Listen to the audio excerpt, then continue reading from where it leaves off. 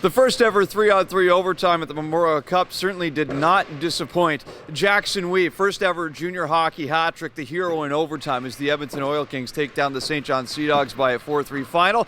And back for another round robin game. Victor Findlay with Kevin Sawyer from TSN. Kevin, tonight we've got the Hamilton Bulldogs and Shawinigan Cataractes. We've seen both teams once already. For Shawinigan, when we talked last, we were talking about their big guns, Maverick Bourque and Xavier Bourgault. But after one game, did you see a little bit more depth to this team that could play a factor later in this tournament? Yeah, I mean, that was kind of what we were looking for, is to see, is this a team that wins with one line? Now, you don't get to this deep into the playoffs or to the Memorial Cup with just three guys.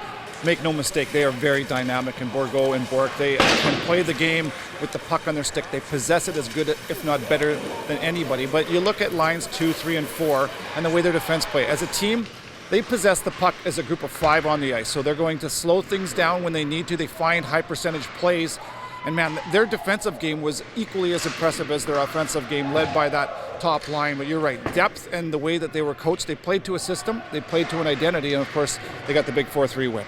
After an impressive postseason run, the Hamilton Bulldogs have slowed down just a little bit. What would you change from Game 1 to Game 2 for them?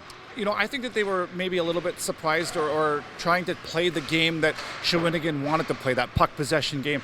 I think it's sometimes easy to get trapped into adjusting to the opponent and the game that they're playing versus initiating what you want to do. Mason McTavish didn't have a shot on net. He had 9 in Game 5 against Windsor. I think that everything goes through his hands and through his feet. I think that they have to get back to attack mentality. Bring their game to the ice tonight. So you got guys like that go to the net hard. They have a lot of skill, and then they initiate their game plan. I think just getting back to who they are and simplifying would benefit them well.